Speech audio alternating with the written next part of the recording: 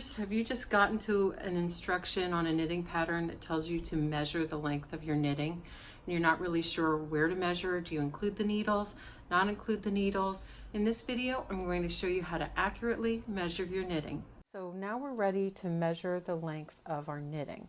So what I've done is I've laid my knitting on a flat surface, and you want to make sure you're not stretching it.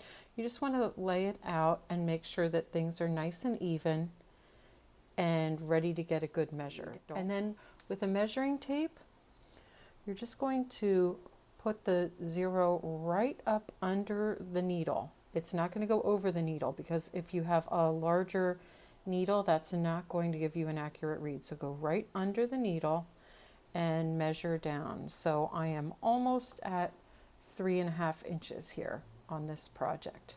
So that's how you measure your length of the knitting, whether it's from the beginning or if it says to measure the length of the panel. That's how it's done.